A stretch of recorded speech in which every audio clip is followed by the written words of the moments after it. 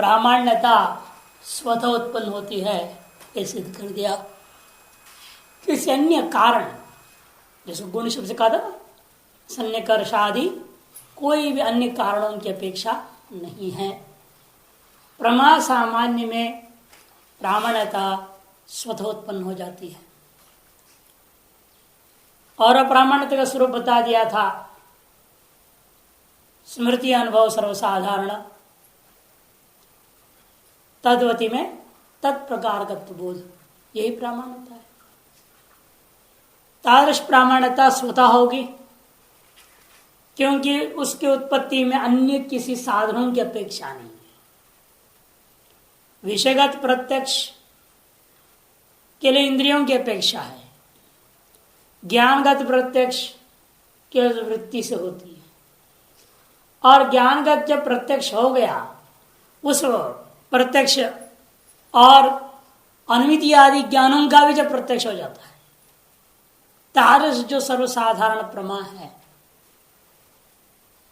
उस प्रमा की प्रामाण्यता स्वतः ही होगी। अन्यथा अनावस्था दोष आदि आ जाएंगे ना। एक प्रमा के लिए साधन की अपेक्षा पड़ जाए, जिन साधनों से आपने प्रमा की प्रामाण्यता ग्रहण किया, उन साधनों में प्रामाण्यता कैसे आएगी? उसके लिए कोई और साधन लेनी पड़ेगी, किस तरह से अनावस्था दोष हो जाएगा। और दूसरा यह भी देखने को मिला तो बताया कि असल लिंग और असत परामर्श आदियों से द्वारा उत्पन्न प्रमा, जो वह भी प्रमा हो सकता है, अप्रमा होना कोई जरूरी नहीं जब तक उसका विषय बाधित नहीं होता। अतएव तादृश प्रमा साधारण के प्रति बताया गया था कि जो प्रामाण्यता है वह स्वतः ही होगी। उत्पत्ति और जायते च प्रामाण्यम स्वतः, जाना भी जाता है उसकी प्रामाण्यता को स्वतः ही।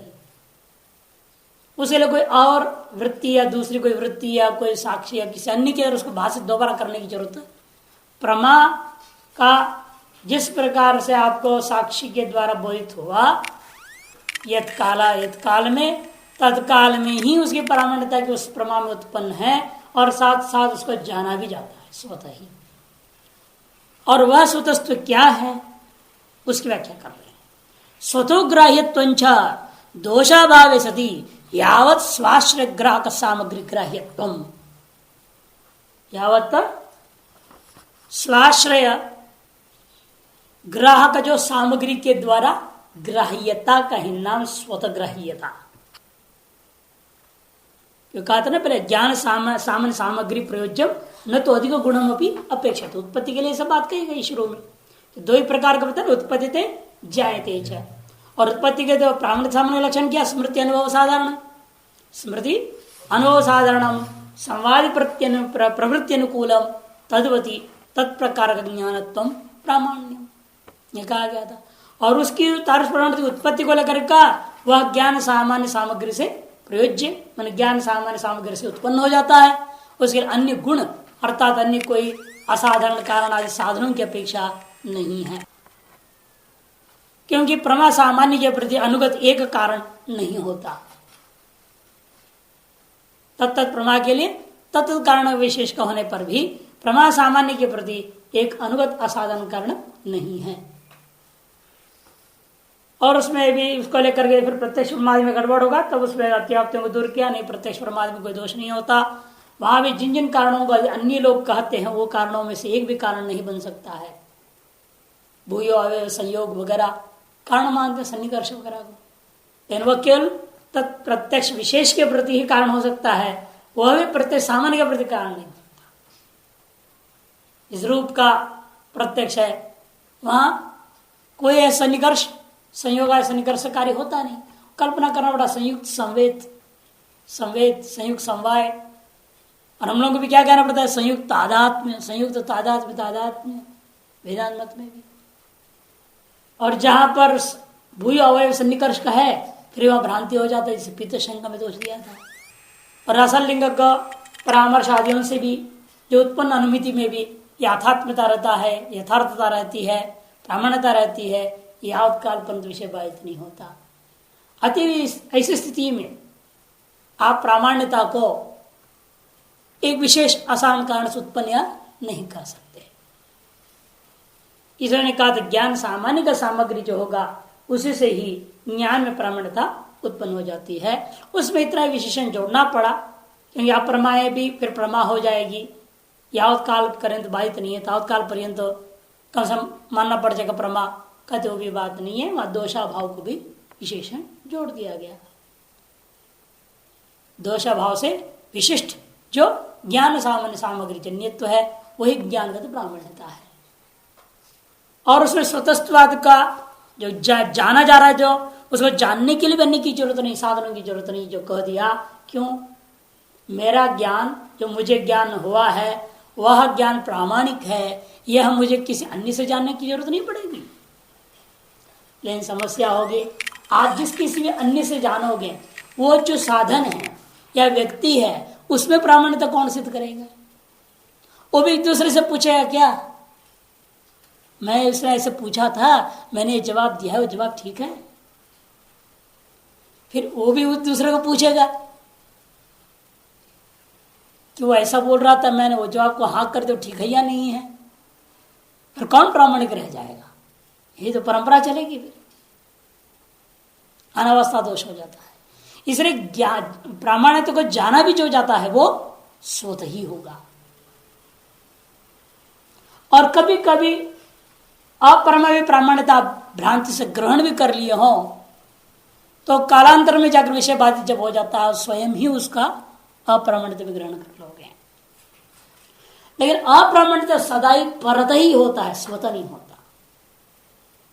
स्वतः ही अप्रमा की प्रामाण्यता का अप्रामाण्यता का बोध हो जाए, अप्रमागत अप्रामाण्यता का बोध स्वतः होने लग जाए, व्यक्ति कभी भ्रांति में रहेगा ही नहीं, सब मुक्त हो जाएंगे मिनटों में। आपको अनादिकाल में एक भ्रांति हुई, मैं मनुष्य हूं, मैं ब्राह्मण हूं, मेरे नाम है, अनादिकाल परंपरा से हुई ना। और वो जो भ्रांति गत अप्रामाण्य तो उसी समय ज्ञान हो गया होता आपको, उसमें आपकी आस्था बनती। आज जो शरीर का मोह है, नाम का, जाति का, सबका मोह बना हुआ है, इतना जबरदस्त मोह है। अपने जहां भी है ब्रह्मचर्य आश्रम में तो अपने ब्रह्मचर्य का बड़ा मोह है, मैं ब्रह्मचारी हूं बोलता है वो। गृहस्थ है तो उसको भी मोह है, मैं गृहस्थ हूं, मैं कुछ भी कर सकता हूं, मेरे लिए छूट है, तुम साधु हो, तुम मैं को सहन करो, उल्टा काम। अब वो समझ रहे गृहस्थ आश्रम में रहने वाला उसको लाइसेंस मिल गया है, पुण्य पाप कुछ भी करने का लाइसेंस। ऐसा होता है क्या? यदि अनादि काल में जब भ्रांति हुई वो भ्रांति तत्काल में ही उसका तो अप्रामाण्यता का बोध हो गया होता तो आज दुर्दशा तो होती ही नहीं किसी की भी। इसलिए अप्रामाण्यता स्वतः नहीं है, बल्कि जो कुछ भी प्रमा ज्ञान हो रहा है आपको, भले वह भी ब्रह्म ज्ञान दृष्टिया अप्रमा ही है, किंतु उस प्रमा में जो प्रामाण्यता का इतना जबरदस्त दुराग्रह आपके अंदर है जिसके उसको भंग करना मुश्किल हो गया है। अब किसी को कहे तुम ब्रह्म है, कहने से थोड़ा हो जाता है वो ब्रह्म। तुम पुरुष नहीं हो, तुम स्त्री भी नहीं हो, तुम नपुंसक भी नहीं हो, तुम ब्रह्म हो। वो सुने हंसेगा मन ही मन, पागल है ऐसे बोलते रहता है, मैं तो आदमी हूं, मैं जानता हूं मैं आदमी हूं। और ये कह रहा है तुम आदमी नहीं है, तुम पशु भी नहीं है, तुम ये भी नहीं, तुम वो भी नहीं, तुम कुछ भी नहीं, तुम ब्रह्म। कोई नहीं मानेगा इस बात को। भले लोग साधना में आ गए हैं, साधु संग में आ गए हैं, वेदांत पढ़ रहे हैं तो सुन रहे हैं तो कह देते आओ ब्रह्मास्मि। लेकिन अंदर से कोई नहीं मानता। अंदर से मैं अमुक आदमी हूं, मैं अमुक जाति का हूं, मैं ये हूं, मैं वो हूं। ये इतना जबरदस्त झगड़न है अंदर में। और उस प्रमा में प्रामाण्यता स्वतः होने के कारण से ही ये सब समस्या भी है। जिस अप्रामाण्य में अप्रामाण्यता परता हो जाता है, इस तरह से प्रमा में भी प्रामाण्यता परता होता तो शायद किसी के कहने पर मैं अपने अंदर जो प्रमा है मैं मनुष्य हूं करके उस प्रमा को मैं अप्रमा मान लेता। नहीं मानता, मैं मनुष्य हूं, मैं एक सन्यासी हूं, ये जो ज्ञान है, इस ज्ञान को हम प्रमा मान रहे, और उसमें प्रामाण्यता, यदि दूसरों की मोहर लगने से प्रामाण्यता होती तो गुरु की मोहर लगना जरूरी था ना, फिर या माता पिता मोहर लगाते तब तो मानते। अब किसी की मोहर की जरूरत नहीं है, इसमें ठप्पा लगाने की जरूरत नहीं, उसकी प्रामाण्यता स्वतः सिद्ध है। इसे हम किसी से पूछते भी नहीं, क्या मैं मनुष्य हूं या नहीं हूं, भाई बताओ। आज तो कोई पूछा? आज तो कोई नहीं पूछा कि मैं मनुष्य हूं या नहीं हूं। जब कोई भ्रांति ज्ञान होता है तो उस समय स्वतः ग्राह्य होता, स्वतः ग्राह्य नहीं होता। अब बाद में जब उसको पता चलता है कि भाई गलत, ऐसा मतलब जब ग्रहण हुआ, पहले तो भ्रांति ज्ञान करके ग्रहण ही नहीं हुआ उसको, उसने तो प्रमा ही समझा है ना, इसलिए इससे स्वतः प्रामाण्यता आ गई, प्रवृत्त हो गया। अभिसंवादी होने से उसे भ्रांति तो निश्चय हुआ। यही तो कह रहा हूं, अप्रामाण्यता का उत्पत्ति, अप्रामाण्यता का ज्ञान, ये दोनों ही परत ही होता है। अब जैसे दृश्य प्रपंच को हम मनुष्य, हम ब्राह्मण हैं इत्यादि जो हमारी प्रमा बन रही है, और बोध होने पर ये सब बाधित हो जाएगा। तो फिर ये भी कहाँ स्वतः ग्राह्य रही? हाँ, ये जब तक बाधित नहीं होता तब तक प्रामाणिक है ही है, इसलिए यथा भ्रांति। स्वतः ग्राह्य तो केवल यानी ब्रह्मज्ञानी है, ज्ञानी ही है। वो तो है, ब्रह्मज्ञानी वास्तव स्वतःग्राही होता है। लेकिन अब व्यावहारिक दृष्टिकोण से जब प्रमाग के 36 प्रकार के प्रमाग विचार कर रहे हो आप, इन प्रमाओं की भी तो प्रामाण्यता है ना, नहीं तो व्यवहार ही नहीं होगा।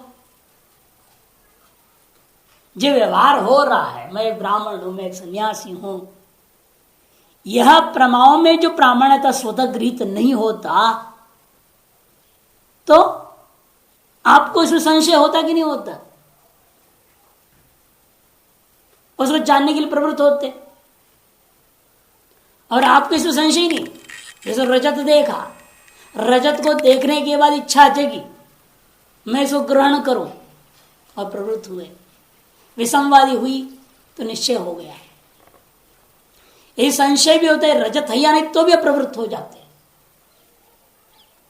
यदि होगा तो मुझे मिल जाएगा, लाभ ही लाभ होगा, इस लालच में संशय होने पर भी व्यक्ति इदम रजतम नवा तो भी प्रवृत्त हो जाता है।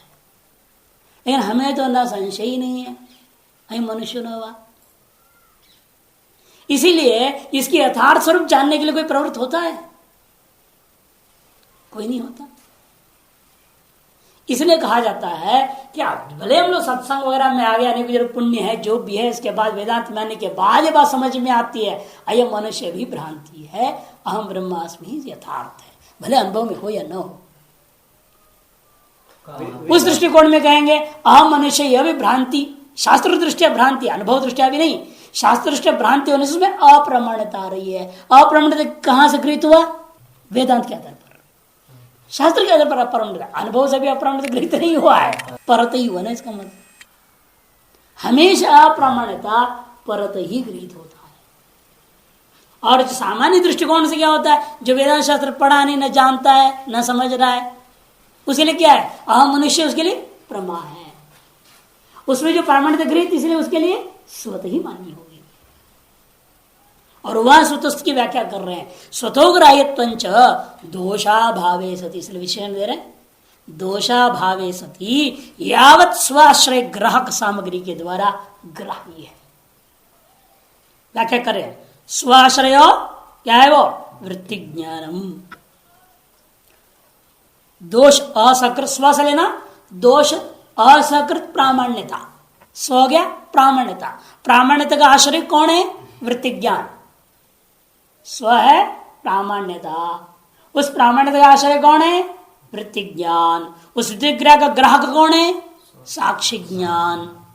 तेनापि वृत्ति ज्ञान गृह्यमाणे, माने साक्षी ज्ञान के द्वारा वृत्ति ज्ञान का ग्रहण किए जाने पर तद्गत प्रामाण्यमपि गृह्यते, उस वृत्ति ज्ञान में विद्यमान प्रामाण्यता भी साक्षी ज्ञान के द्वारा ही गृहित हो जाता है।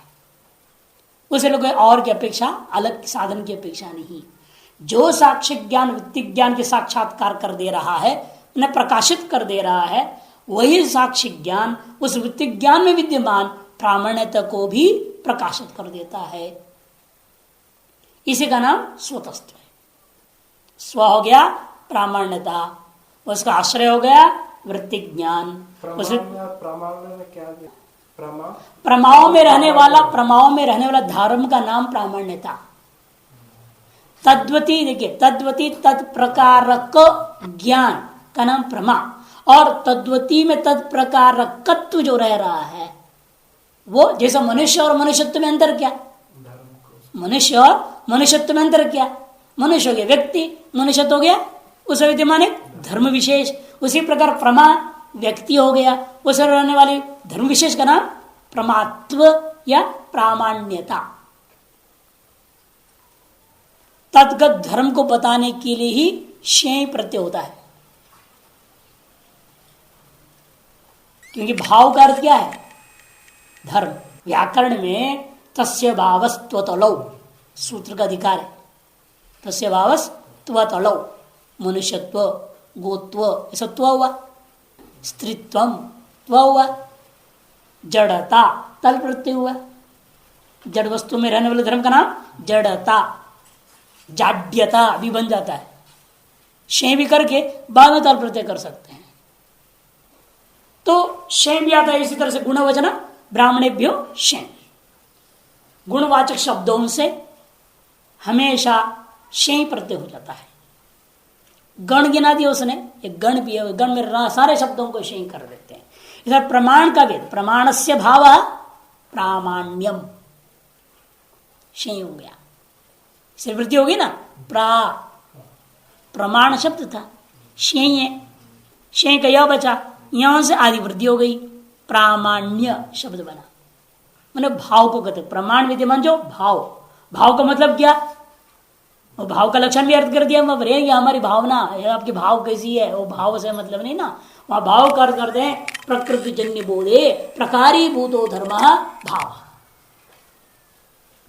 जिस प्रकृति से आप प्रत्यय ला रहे हो, प्रकृति जैसे प्रमाण शब्द है, ये प्रकृति कहा जाता है व्याकरण में, प्रकृति और प्रत्यय।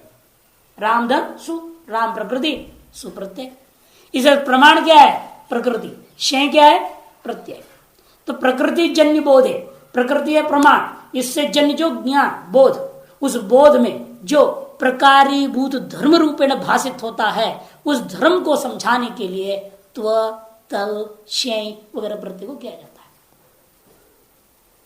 अर्थात प्रमाण में रहने वाला एक विलक्षण धर्म, जिसकी वजह से उस प्रमाण का मुझे ज्ञान सम्यक हो जाता है। आपको घट का ज्ञान सम्यक हुआ, क्यों, आपने उसमें घटत्व ग्रहण किया। यदि घटत्व नहीं ग्रहण किए होते तो घट का ज्ञान सम्यक नहीं होता। इसे घट शब्द से जो त्व प्रति क्यों लाया गया, उस घट में रहने वाला धर्म को बोध कराने के लिए। और उस धर्म को कोई जाति कह देता है, कोई कुछ कहता है, अपना अपना लक्षण करते रहो, बात अलग चीज है। इस तरह से प्रमाण में रहने वाला एक विशेष धर्म अपना धर्म है, उसका नाम प्रामाण्यता अथवा संक्षेप में प्रमात्वम भी कह सकते हैं। तो प्रत्येक कर सकते हैं प्रमात्वम प्रामाण्यम। इसे प्रमाण शब्द का क्या कहते पहले मैंने, ज्ञानम। यहां जो प्रमाणानाम आया था ना, पूरे 6 परमाणुओं से उत्पन्न जो प्रमाणों का अंदर विद्यमान जो प्रामाण्यता, यह जो वाक्य थी, एवं उक्तानाम प्रमाणानाम प्रामाण्यम स्वतएव उत्पद्यते जायते च। अप्रमाणानाम कर क्या कहते मैंने, प्रमाण रूपाणाम, 6 प्रमाणों से उत्पन्न जो 6 प्रमाएं हैं, उनको भी प्रमाण कह दिया। यह व्युत्पत्ति कर्मणि करना, प्रमीयते असौ इति प्रमाणम माने प्रमाण। प्रमीयते अनेन इति प्रमाणम कह दूंगा तो साधन व्युत्पत्ति हो गया, तब वो हो गया कौन से, प्रत्यक्ष प्रमाण इंद्रिया, अनुमिति प्रमाण, व्याप्ति ज्ञान, सादृश्य ज्ञान वगैरह वगैरह, वो प्रमाण शब्द वाच्य हो जाता। और साधन व्युत्पत्ति करना अनेन, पता ही नहीं क्या, थोड़ा बताए। तुम शुद्धि व्याकरण पढ़े हो, असौ का रूप क्या बनता है, अध शब्द की प्रथमा का एक वचन।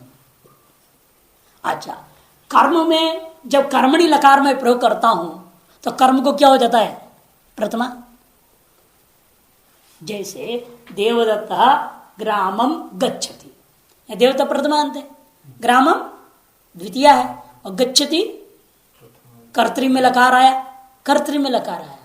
अब कर्मणि में कर दो गच्छति को, कर्मणि में क्या हो जाएगा? वो गम्यते, तब ग्रामम रहेगा। वो क्या हो जाता है? वो क्या होगा? ग्रामम, ग्रामः।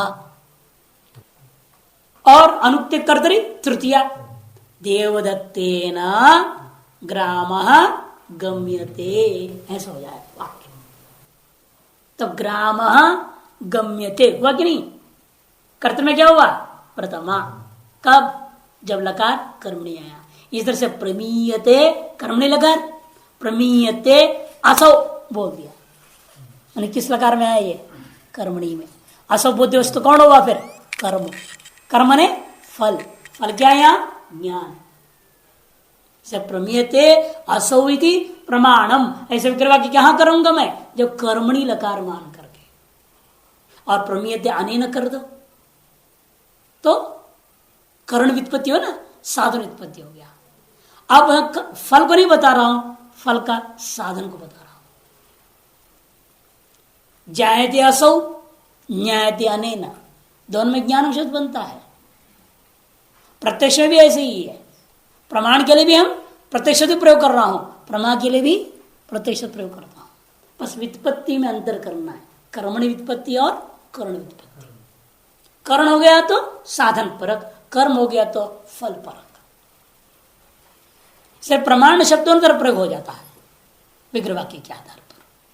तो यहां जो प्रमाण शब्द से ले रहा हूं प्रमा को, फल को, तदगत जो धर्म विशेष है वही प्रमात्व है अथवा प्रामाण्यता। इसी पर प्रामाण्यत्वम, प्रामाण्यता, ये सब उसी के लिए आ रहा है शब्द, प्रमात्व के लिए ही प्रयोग हो रहा है। तो इसे स्व हो गया, दोष असकृत प्रामाण्यता। तार प्रामाण्यता का आश्रय कौन है? वृत्ति ज्ञान। उस वृत्ति ज्ञान का ग्राहक कौन होता है? हमेशा साक्षी ज्ञान।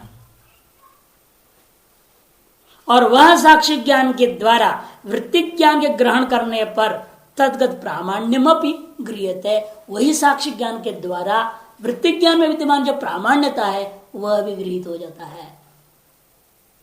अन्य किसी साधन से उसको ग्रहण करने की अपेक्षा नहीं है। साक्ष्य ज्ञान पहले वृत्ति ज्ञान को प्रकाशित कर देगा, फिर वृत्ति ज्ञान में विद्यमान जो प्रामाण्यता वह किसी अन्य साधन से प्रकाशित करना पड़े, ऐसी बात नहीं है। इसी का नाम स्वतस्त्व। ध्यान में है? साक्षी कई काम कर जाता है। साक्षी इतनी क्षमता है साक्षी ज्ञान का, साक्षी चैतन्य का। साक्षी ज्ञान साक्षी चैतन्य की चीज है कि वह ज्ञान को भी प्रकाशित कर देगा, ज्ञानगत प्रामाण्यता को भी प्रकाशित कर देगा, और ज्ञान में प्रामाण्यता भी स्वतः ही उत्पन्न हो जाता है। परमा ज्ञान की बात हो रही है। और आगे अलावा कि क्या कह रहे इसमें देखिए, न चैवं प्रामाण्य संशय अनुपत्ति स्यात्। फिर तो इदम ज्ञानम प्रमाणवा, ऐसा संशय किसको होना ही नहीं चाहिए कि प्रमा उत्पन्न होने के साथ साथ प्रामाण्यता गृहीत हो गया, फिर संशय कहां रह जाएगा। ये मैं अभी बोल रहा था ना कि हम लोगों को सबको क्या और क्या संशय ही नहीं हो रहा है कि प्रामाण्यता स्वतः इस तरह से गृहीत हो चुकी है कि अब उसमें संशय होने का गुंजाइश ही नहीं रह गया। हम इसलिए किसी जाके पूछते ही नहीं मैं मनुष्य हूं या नहीं हूं। लोग तो कह रहे हैं भाई तुम ब्रह्म हो, इसे मेरे को संशय हो गया कि मैं मनुष्य हूं या ब्रह्म हूं। ऐसा आज तक किसी वेदांती ने भी जाके नहीं पूछा। कौन पूछता? कोई नहीं पूछता। ये तो रमन महर्षि ने कहा पूछो, अपना प्रश्न डालो, मैं कौन हूं। अरे कोई नहीं पूछता।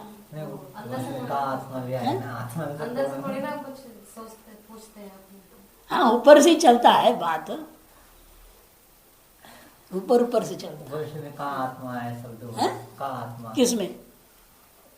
ना कथम आत्मा बोला उसमें, वो तो अन्य चीज के लिए कहा गया, वो ब्रह्म के पूछ ही नहीं रहा है वो। इसलिए तत्र संशयानुरोधन दोष से सत्वेना दोषाभाव घटित स्वाश्रय ग्राहक अभावेना तथा प्रामाण्य से अग्रह। तब सिद्धांति कहता है हमने पहले ही कह दिया, प्रामाण्य का विशेषण क्या दिया था? दोष असकृत प्रामाण्यता, वो स्वतःग्राही है। दोष सहकृत प्रामाण्यता संशयग्रस्त हो जाता है। इसलिए हम लोगों ने क्या कहा था पहले ही लक्षण में जो दिया था, दोषाभावे सति यावत स्वाश्रय ग्राहक सामग्री ग्राह्यत्व स्वतो ग्राह्यत्व, ये था ना स्वतो ग्राह्यत्व का लक्षण। दोषाभावे सति, इस समय यहां जब घटा रहे थे स्वशब्द का अर्थ क्या किया था, दोष असहकृत प्रामाण्यता का आश्रय वृत्ति ज्ञान। स्वशब्द से हमने लिया दोष असहकृत प्रामाण्यता। एक किंचित भी दोष दोषाभास भी रह जाए तो भी इसमें प्रामाण्यता गृहित नहीं होगा, वह संशय हो जाएगा। थोड़ा सा भी लेश मात्र भी दोष रहे तो आपको उस विषय में संशय हो जाता है, और संशय के निवारण फिर परतः करना ही पड़ेगा, वह स्वतः नहीं हो सकता। इसलिए इनका कहना है प्रामाण्य संशय आदि का अनुपत्ति दोष आप नहीं दे सकते हमारे ऊपर, क्योंकि तत्र मैंने अप्रामाण्य संशय मैंने दोष विशिष्ट प्रमा, दोष विशिष्ट प्रमा में विद्यमान जो दोष सहकृत प्रामाण्यता, उस प्रामाण्यता का अंदर संशय जरूर होगा। इसलिए संशय का अनुरोध से हम यह मान लेते हैं दोष से सत्वेन, वह दोष तो विद्यमान है। और हमारा लक्षण क्या था, दोषाभावे सति। इसे जहां दोष विद्यमान हो वहां हमारा लक्षण नहीं जा रहा है तो हमारा लक्षण सम्यक अतिव्याप्ति कहां हुआ। दोष अभाव घटित स्वाश्रय ग्राहक अभाव है न, दोषाभाव घटित जो हमारा लक्षण है स्वाश्रय ग्राहकत्वादि, वह लक्षण उसमें नहीं गया। तत्र प्रामाण्य से ग्रहात, उसे प्रामाण्यता तत्र मैंने संशय ज्ञाने प्रामाण्यता का ग्रहण ही नहीं हुआ, अतः उसमें संशय को उत्तर काल में परत उसे प्रामाण्यता या अप्रामाण्यता निश्चय हो जाएगा। अब जैसे वेद को बोलते हैं, अब किसी को संशय हो कि वेद में अद्वैत का निरूपण है या नहीं है, तो उसके लिए भी वेद जो है परता हो जाए। और क्या, वेद में प्रामाण्यता नहीं गृहीत हुआ उसको, वेदार्थ जो उसने श्रवण किया गुरुमुख आदियों से परंपरा से, उसमें प्रामाण्यता गृहीत नहीं हुआ, आज संशय होगा, उसके लिए परत प्रमाण है, परत प्रमाण होगा। फिर वो अपने किसी और से जाएगा ना, व्याकरण वगैरह किसी के अधीन जाएगा, अपने तर्क बुद्धि को इस्तेमाल करेगा, किसी और आदमी के पास जाएगा, उससे उसका अर्थ पूछ के निर्णय लेगा। अब ऐसा क्या बोलते हैं, वेद स्वतः प्रमाण नहीं है। स्वतः प्रमाण हम लोगों के लिए जो गुरु परंपरा से गुरु बोधित अर्थ को स्वीकार करने वाले लोग हैं, उन लोगों के लिए स्वतः प्रामाणिक है। आचार्य शंकर जी जो भाष्य लिख दिए हैं उपनिषद का अर्थ, उसमें हमें यदि संशय हो जाए फिर हमारे लिए भी वेद अप्रामाणिक हो गया, स्वतः प्रमाणित कहां रह गया। लेकिन हमें उसमें लेश मात्र भी संशय नहीं है। फिर आप कह सकते हैं महाराज व्यास जी का छेड़ा जैमिनी में संशय कैसे हो गया, तब कहता ऐसा नहीं है। व्यास जी ने जो पढ़ाया है जैमिनी को, उसे जैमिनी को व्यास के पढ़ाई हुए वेदार्थ में कोई संशय नहीं है। ये संशय नहीं हो तो फिर उन्हें क्यों कहा आमना से क्रियार्थत्वात् अनर्थिक मदर्थता नाम, ये सूत्र कैसे बना दिए। आमना ऐसे ज्ञानार्थत्वात् क्यों नहीं कहा। सर्वम कर्म ज्ञानी परिसाम जब गीता वगैरह कह रही है, ये प्रश्न उठा है कई बार हम लोगों के सामने आ चुके प्रश्न, उसका जवाब यही है, वो ये इस वजह से नहीं है कि वेद ज्ञानार्थ नहीं है, ऐसा अर्थ उनको कहने का इष्ट नहीं है। वो आधिकारिक वेद को देख करके, यथा उपनिषद में भी आता है जिजी विषेक्षत गुण समा कुर्वन्नेवेह कर्माणि जिजी विषेक्षत गुण समाह। उन्होंने देखा यदि ईशावास्य सर्वम के आधार पर हम केवल ज्ञान पर सारा वेद करके घोषणा करके बैठ जाएंगे, जो ज्ञान के अधिकारी ही नहीं है वो क्या करेगा, वो जरा गड़बड़ घोटाला हो जाएगा फिर समाज में। इसलिए व्यास के लिए परम कारण को भगवान विशेषण कहीं नहीं आया, जैमिनी के लिए परम कारण को भगवान जैमिनी कहा जाता है। क्यों कहा गया, क्योंकि अनधि जो वेदांत के अनधिकारी है उनकी संख्या इस जगत में बहुल है। वेदांत के अनधिकारी की संख्या ज्यादा है, उनके लिए जो वेद में विहित कर्मों की सम्यक व्यवस्था प्रदान करने वाला तो जैमिनी है, और व्यास जी ने उनको भी पढ़ाया है। और व्यास की विरुद्ध में नहीं लिख कर रहे हैं, भले हम शास्त्रार्थ मीमांसा दर्शन एक दर्शन मानकर शास्त्रार्थ करते हैं, वेदांत वाला मीमांसा दर्शन को खंडन करता है, वो मोक्ष की प्राप्ति ज्ञान से ही होता है, कर्म से नहीं होती, इतने बात को सिद्ध करने के लिए, ज्ञान कर समुच्चय खंडन करने के लिए भले हम लोग कह देते हैं। लेकिन यह अर्थ नहीं रहना चाहिए फिर वहां जैमिनी को गुरु के प्रति श्रद्धा नहीं थी, गुरु के प्रति अर्थ में कोई विश्वास नहीं था, ऐसी बात नहीं है। वो अधिकारी बेस उन्होंने व्याख्यान किया। यही व्यवस्था हम लोग सभी आचार्यों को देते। फिर भी यहाँ पर रामानुजाचार्य, रामानंदाचार्य, एक दिन और चर्चा में नहीं कहा था, हम लोग किसी के साथ विरोध नहीं करते हैं, सभी की जरूरत है। अलग अलग सीढ़ियों में रहने वालों के लिए वो सिद्धांत की जरूरत है ना। जो क्रूर अंतकरण वाले उनके लिए मुसलमान धर्म की भी जरूरत है। जब तक दुनिया बकरा काटेगा नहीं तब तक उसकी अक्ल सुधर नहीं सकता है। बकरा काट काट के ही उसकी जो है दिमाग सही होएगा। वो तमोगुण से उभर आना चाहिए ना उसको। तमोगुण से उभरेगा कैसे? तो और तमोगुण में जाएगा, और हिंसा करके और तमोगुण में जाएगा। नहीं, वो हिंसा भी कई बार कहा गया ना भाई, हिंसा भी अंत में एक हद तक ले जाता है, फिर उसके विवेक को खोल देता है। एक हद होती है हिंसा की। वो तो शापग्रस्त असुरों की बात अलग है, उनके हिंसा का कोई एंड ही नहीं था, जो भगवान को ही आना पड़ा। सामान्य मनुष्य के लिए दोनों का ही हद है, एक सीमा है। पाप की भी आप करोगे तो करते जाओ, कितने करो उसकी भी एक सीमा है, पुण्य की भी एक सीमा है। दोनों से विरक्त हो जाता है आदमी। पुण्य की भी सीमा है, केवल पाप से नहीं। तो बहुत पापाचारी हो जाएंगे, क्योंकि निवृत्त हो ही रहा है ना, हो ही जाएंगे आगे। ऐसा सब अगर साधन बना लेंगे, अनादि काल से ऐसे चले आ रहा है परंपरा। हाँ, या तो उसको सत्संग आदि मुनि पाप और पुण्य के मिश्रण से तो मनुष्य हुए हैं, और वहां पर कहीं कृपा हो जाती किसी पुण्य विशेष की वजह से सत्संग आदि प्राप्त हो जाता, विवेक जागृत हो जाता है, अपने आप सबको छोड़ देगा वो। लेकिन दोनों की तारतम्यता चलते रहता है, और सत्वगुणी, रजगुणी, तमोगुणी के आधार पर सारे धर्मों की आवश्यकता है। उनको तो छोड़िए, हमारे यहाँ भी अघोरी संप्रदाय नहीं है। अघोरी क्या करते? मांस पक्षी, पंचमकार है उनकी साधना, अत्यंत तमोगुणी है ना साधना। तंत्र शास्त्र में ऐसी साधनाओं का वर्णन आया है। अरे सनातन धर्म का एक हिस्सा है तंत्र शास्त्र भी। ये तो ईसाई और मुसलमान का दिन तो है ही नहीं, उनको वेद बाह्य करके भले कुछ भी कह लो, लेकिन अपने अंदर भी एक सीढ़ी के रूप में इसको दिया गया है। चारवाक दर्शन में हमारे आस्तिकों में से एक दर्शन है, खाओ पियो मौज को ऋणं कृतो अघृतम विवेद भस्मीभूत देह से पुनरागमनम कुतः, ऐसे सब बोले हैं। वो भी हमारी एक सीढ़ी मान लिया हमने। चलो भाई ऐसे कर लो, खाओ पियो भोगो। कितना भोगेगा वो? रखो 10 औरत बोला उसको, कितना करेगा? कहीं वैराग्य ही जाएगा उसको भी, फिर औरत को देखना नहीं चाहेगा। कितना करेगा? शरीर की भी एक सीमा है। अब कई बार एक तीसरे बोला, इसका मतलब ऐसा भी हो सकता है हर आदमी को 8-10 पत्नी होनी रखनी चाहिए ताकि जल्दी वैराग्य हो जाए आदमी को। अब एक पत्नी का चक्र वैराग्य होता ही नहीं है, घूमते रहते ना एक ही के चक्कर में। अब 2-4 होते तो शायद जल्दी वैराग्य हो जाता है। तर्क देने वाले देते हैं ना, अपना अपना तर्क है लोगों का। इसलिए यहाँ संशय ज्ञान में, संशय ज्ञान के प्रामाणिकता तो हो ही नहीं सकता, क्योंकि वो दोष सहकृत है, दोष असहकृत नहीं है। दोषाभाव घटित स्वाश्रयग्राह का भाव है ना, तत्र मैंने संशय ज्ञान है। प्रामाण्य से ग्रात, प्रामाण्यता गृहित ही नहीं हुआ, अतः अप्रामाण्य ज्ञान ही है। इसे न्यायिक लोग भी क्या किया? संशय को अयथार्थों में गिनाया। संशय विपर्य तर्क भेदात, अयथार्थानुभव त्रिविध संशय विपर्य तर्क भेदात, यही है ना।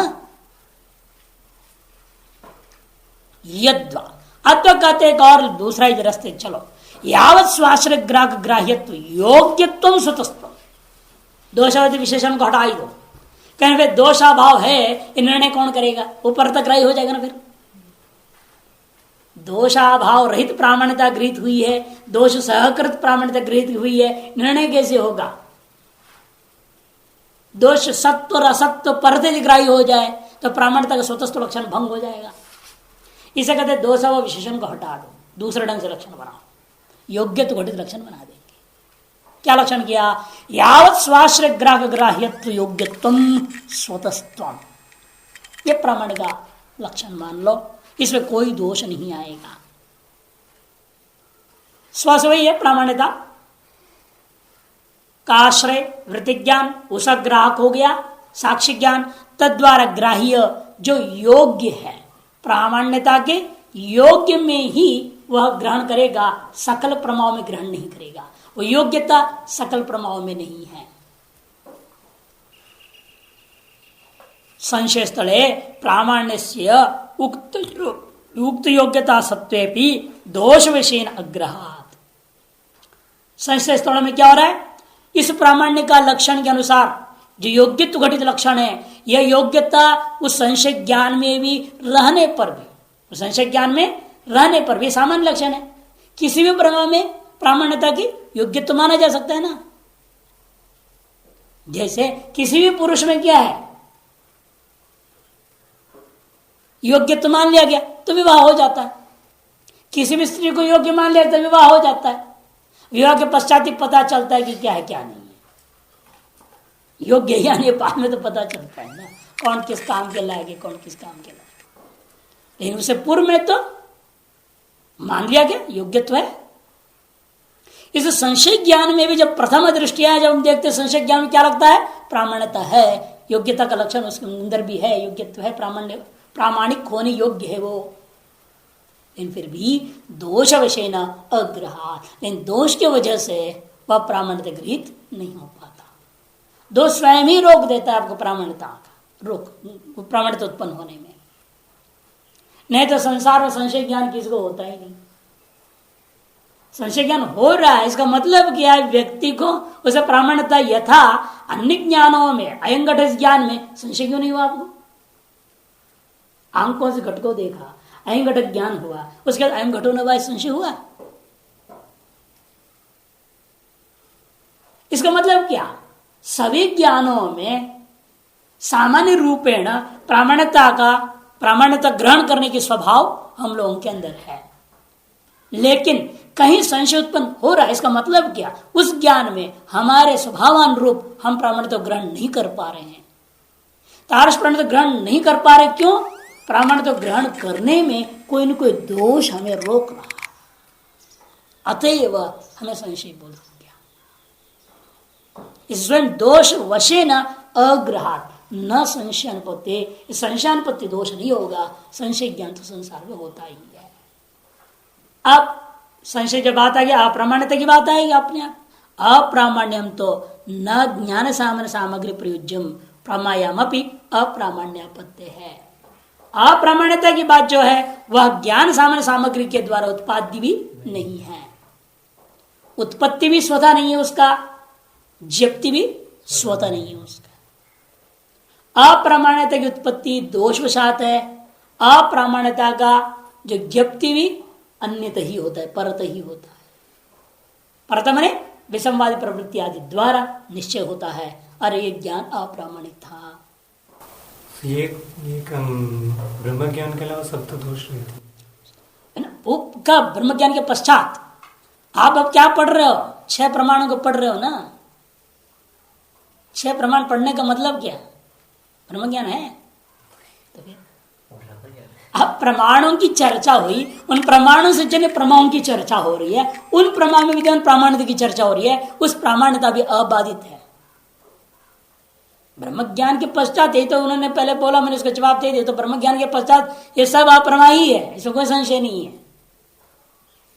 उस समय की चर्चा नहीं हो रही ना, उस अवस्था की चर्चा हो रही। क्या मुक्त पुरुष में प्रमा ज्ञान होता है, उस प्रमा की प्रामाण्यता कैसे ग्रहण होगा, ये बात उठ रही है अभी। ये किसकी बात हो रही है? उन अज्ञानियों की जो 6 प्रमाणों के द्वारा प्रमाणों को उत्पन्न करके ब्रह्म ज्ञान की ओर आगे बढ़ना चाह रहा है। उन साधक मुमुक्षु जिज्ञासुओं के लिए वेदांत परिभाषा के 6 प्रमाणों का विचार और उन प्रमाणों से जन्य प्रमाणों प्रमाण में होने वाली प्रमाण्यता का विचार चल रहा है। ये ब्रह्म ज्ञान की बात नहीं है, आप उसको मत मिलाओ सारा काम गड़बड़ होगा। प्रमाण्यता इसमें देखना है, तो शास्त्र क्या जरूरत है, शास्त्र में प्रमाण्यता कहाँ रहेगी फिर? शास्त्र भी तो निरर्थक है ना उस अवस्था में, वेद भी अप्रामाणिक है, सब खत्म। ये तो सिर्फ जगत के बंधन काल के विचार चल रहा है, वे एक अज्ञानी है, बंधन में है और 6 प्रमाण उसके पास उपलब्ध है, उन 6 प्रमाणों से विभिन्न प्रकार का ज्ञान कर रहा है और इन ज्ञानों को लेकर के वो ब्रह्म चिंतन करके ब्रह्म स्वरूपानुभूति की ओर आगे बढ़ना चाह रहा है। ऐसे जिज्ञासु साधक मुमुक्षुओं के लिए ही तो है ये, उनके लिए समझाया जा रहा है आपके अपने जीवन में होता हो प्रमा और अप्रमा ज्ञानों में प्रमा में जो प्रामाण्यता है वो कैसे ग्रहण होता है, अप्रमा जो अप्रामाण्यता है वो कैसे ग्रहण होता है, वो विचार। जब तक यही विवेक नहीं होगा, जब तक यही विवेक भी नहीं होगा, प्रमा और अप्रमा जो व्यवहारिक है, व्यवहारिक सत्ता की बात हो रही है, पारमार्थिक सत्ता की बात दृष्टि से तो है नहीं, इस व्यावहारिक सत्ता में प्रमा और अप्रमा दोनों है और इन दोनों का विवेक जब तक नहीं होगा तब तक उस वेद रूपी व्यावहारिक सत्ता में ही तो वेद है, उस वेद जन्य ज्ञान में भी प्रामाण्यता और अप्रामाण्यता विचार आएगा नहीं आएगा। इसलिए प्रामाण्यता के ज्ञान के बिना वेद से जन्य जो ज्ञान है उसमें भी तत्वमसि आदि जन्य ज्ञान में प्रामाण्यता होना जरूरी है। उस प्रामाण्यता के बिना उस ज्ञान को लेकर हम अनुभव करने का प्रयास ही नहीं करेंगे। प्रामाण्यता मान के चल रहे ना आप, तो उनको क्या छोड़ो, वेद को भाष्य को प्रामाणिक मान के चल रहे हैं, उन्होंने जो अर्थ किया वो प्रामाणिक मान के तो एक निष्ठा बना हुआ है, नहीं तो भी कहां है ब्रह्म ज्ञान में वो रहेगा कुछ भी नहीं। जब जगत ही नहीं तो भाष्य कहां है, जैसे उन्होंने अभी बोला जब सारा संसार उस ब्रह्म में कल्पित है, साधुगति प्रकार तुमको क्यों दुख हो रहा है, उसी प्रकार यहां पर भी हमें कहना पड़ेगा ना। समस्या ये जो भी वेदांत को मानने वाले हैं भिन्न भिन्न दर्शन, उनके लिए वो सब प्रमाण में हाँ है क्या, वो स्वतः प्रमाण में स्वतः ही है, कोई संशय नहीं, उसमें विरोध ही नहीं है। उस स्थिति में वही प्रामाणिक है, जब उसे ऊपर उठेगा तो अलग होगा। इसलिए मैं छोटा सा दृष्टांत के समझाने की कोशिश करता हूँ। मान लीजिए आप यहाँ पर अब पहला मंजिल पे खड़े होकर देख रहे हैं, एक आदमी नीचे का मंजिल नीचे खड़ा है धरती पर, वो जो देखिए वर्णन कर रहा है क्षेत्र का,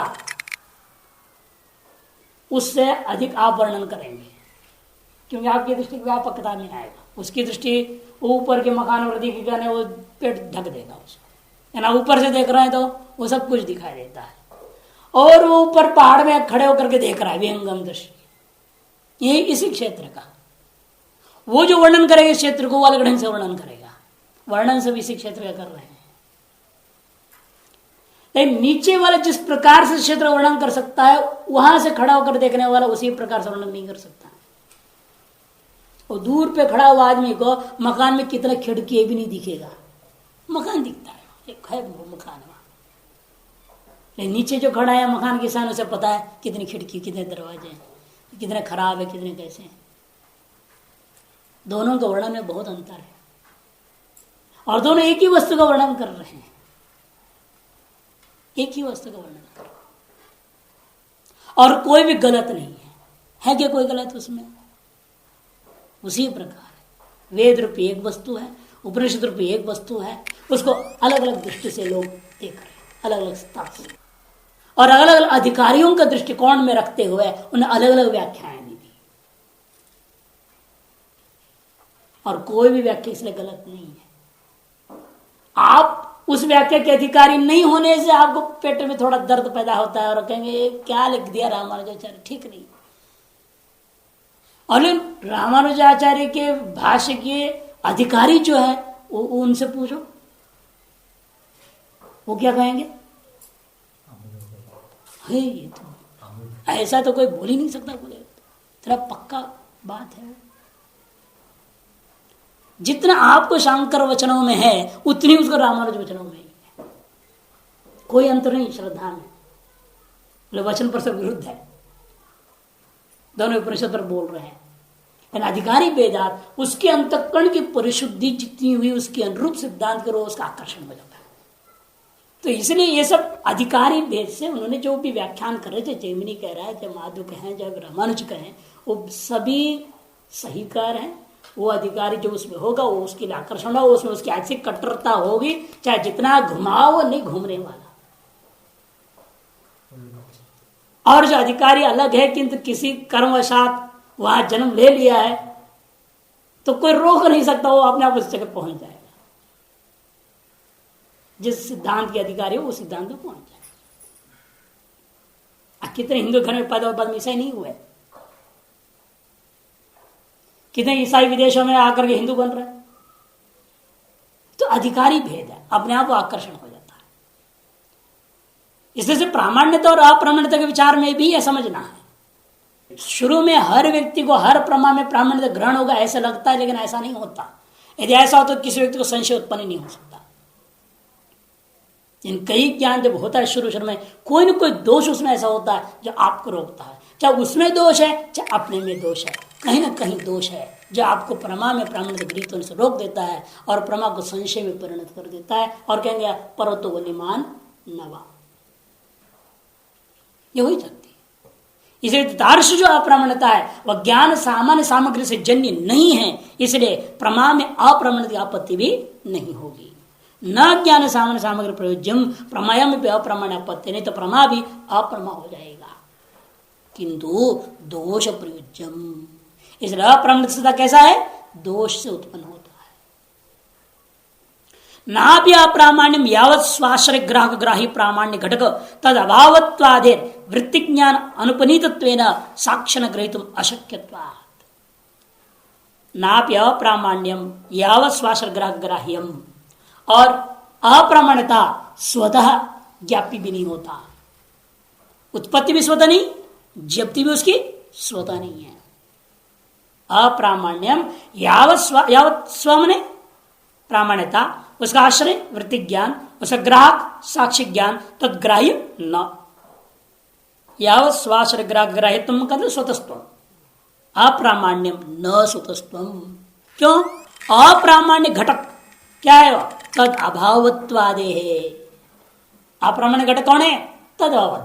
तदवती में तद प्रकारकत्व नहीं है, तद अभाववती में तद प्रकारकत्व होता है। यह अप्रामाण्यता का है। प्रामाण्यता में क्या कहा था? स्मृत्यनुभव साधारणम, स्मृत्यनुभव साधारण लिया, संवाद प्रवृत्ति अनुकूलम, तदवधि तत्प्रकारकत्व प्रामाण्य।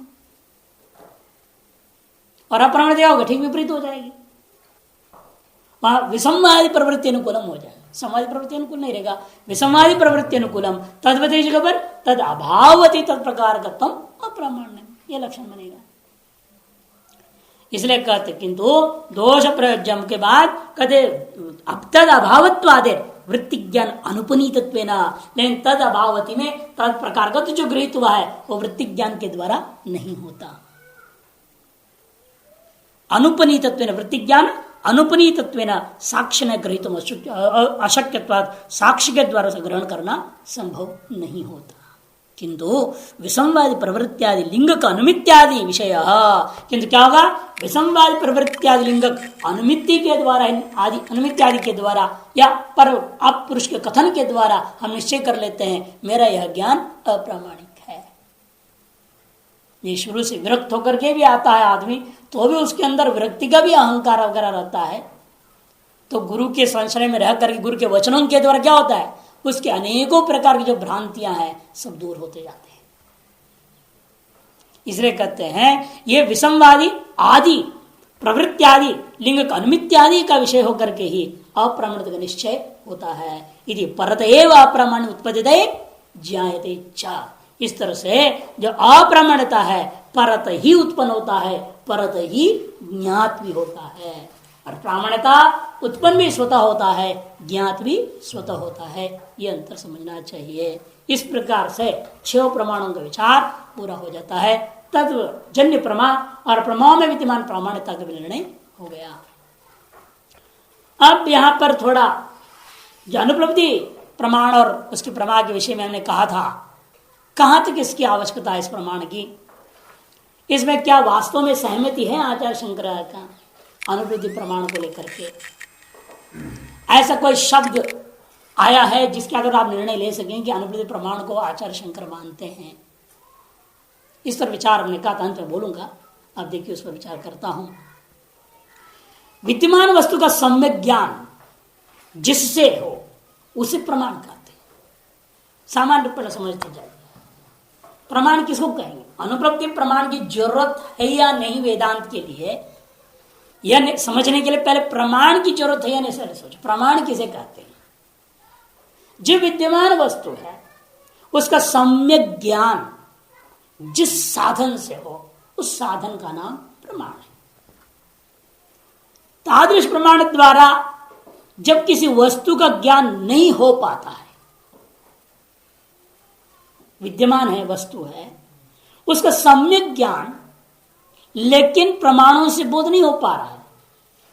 किसी वस्तु का ज्ञान तार्श प्रमाण द्वारा नहीं हो पाया। जैसे देवदत्त विद्यमान है, वस्तु तो विद्यमान है, पीनत तो उसके अंदर पीनो देवदत्त विद्यमान वस्तु तो है, लेकिन उस विद्यमान वस्तु को जो प्रमाण हमें उपलब्ध है चक्षुरादि के द्वारा, सामान्य प्रमाणों से, हम उसकी पीनत्व का निश्चय सम्यक नहीं कर पा रहे हैं। ऐसे में क्या किया आपने? अर्थापत्ति प्रमाण को लिया। अनुमान आदि सारी चीजें ऐसे ही है, समझो। जैसे पर्वत दिखाई दिया, धुआं दिखाई दे रहा है, अब वहां पर हमें सम्यक निर्णय नहीं हो सकता है, वन्नी है बिना अनुमिति का। वहां विद्यमान है वन्नी, लेकिन उस विद्यमान वस्तु को हम प्रत्यक्ष नहीं कर पा रहे हैं, तब अनुमान की अपेक्षा हुई। इसी प्रकार विद्यमान वस्तु में एक पिंड सामने दिखाई दिया और उस पिंड में अपनी गाय की सादृश्यता ग्रहण करना है, या यह पिंड मेरे गाय का सदृश है, या मेरी गाय के सदृश यह पिंड है, यह बिना उपमिति का अंकों से हो नहीं सकता, क्योंकि गौ और नील गाय दोनों साथ में खड़े नहीं है। गाय तो गांव में घर पे, इधर जंगल में नील गाय दिख रहा है। सादृश्यता ग्रहण करने के लिए बीच में अब गौगत सामान्य धर्म भूयो धर्म का बुद्धि में उपस्थिति, सादृश्य ज्ञान रूप अतिदेश वाक्य ज्ञान, जैसे वो लोग कहते हैं अतिदेश वाक्य नहीं है, तो इसी को सादृश्य ज्ञान रूप करण के द्वारा ही हम उस विद्यमान वस्तु में सादृश्यता को हम ग्रहण करते कि नहीं करते। इस विद्यमान वस्तुओं में ही सकल प्रमाणों की प्रवृत्ति हो रही है, और विद्यमान वस्तु का सम्यक ज्ञान चक्षुरादि से प्रत्यक्ष से होता है, और जहां चक्षुरादि के विद्यमान वस्तु सम्यक ज्ञान नहीं होता है, वहां अनुमिति उपमिति शाब्द अर्थापत्ति की प्रवृत्ति होती है। और वही अर्थापत्ति विद्यमान वस्तु का अभाव की भी कल्पना कर सकता है। यदि विद्यमान यहां होता तो हम ग्रहण कर लेते। यदि यार दिन में भोजन नहीं करता है तो वो मोटा कैसे हो सकता है? विपरीत हो सकता है ना। आते हो रात्रि भोजन के ऊपर परिकल्पना कर ले रहे हो।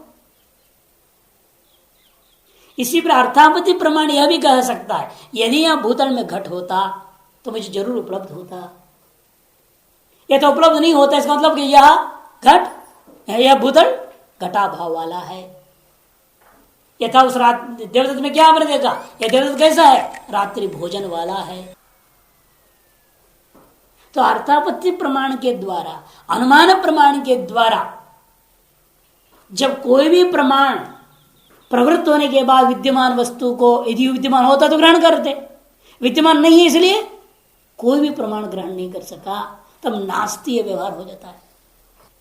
वृत्ति ज्ञान जब अपने प्रमाणों के द्वारा प्रवृत्त हुआ, विद्यमान वस्तु को ग्रहण करने के लिए मान के कि वस्तु विद्यमान है, यह मान के चला कि वहां पर हमको घट मिलेगा, वहां गए, उस भूतल में हमको घट पकड़ने की कोशिश किया वृत्ति ने। जब वृत्ति ज्ञान ने जो है प्रयास किया भूतल पर घट को पकड़ने, ग्रहण करने, नहीं ग्रहण कर पाया, तो नास्तीय व्यवहार वृत्ति बोध करा देता है साक्षी की सहायता से। तादृश नास्तीय व्यवहार होता है जो, क्या उस नास्तित्व को एक प्रमेय मान लिया जाएगा? नास्ति शब्द वाच्य भूता जो अभाव, क्या कोई प्रमेय वस्तु है? और प्रमेय वस्तु मानकर उसका ज्ञान के लिए आप एक प्रमा मान रहे हो, उसका भी ज्ञान होता है। प्रमेय का ही तो प्रमा होगा। नास्ति शब्द बोध्यभूता अभाव रूप को आपने एक प्रमेय रूपा वस्तु माना, और प्रमेय रूपा वस्तु मान करके उस वस्तु को ग्रहण करने के लिए आपने प्रमाण माना और उस प्रमाण से जन्य प्रमा स्वीकार किया। यही तो प्रक्रिया हुई। अब ये विचार होता है कि भाई क्योंकि आप कहें प्रमाणाधीन विषय है, विषयाधीन प्रमाण नहीं है, इस न्याय के आधार पर अभाव को प्रमेय मान करके उसके लिए प्रमा और प्रमा के लिए प्रमाण मानना एक गलत प्रक्रिया हो गई। वस्तु है इसीलिए प्रमाण है क्या, या प्रमाण से गृहीत होने से वस्तु है कहते हो? अपने सिद्धांत क्या है? मानाधीना में सिद्धि मान सिद्धिश्च लक्षण। मान के अधीन में की सिद्धि जब सिद्धांत स्वीकार कर लेते हो, मैं अधीन मान सिद्धि आप स्वीकार आप कर रहे हो, जो नास्ति के आधार पर एक मैं मान लिया अभाव, उसके आधार पर एक अनुपलब्धि प्रमाण नाम का प्रमाण स्वीकार करना सिद्धांत विरुद्ध वाक्य नहीं हुआ।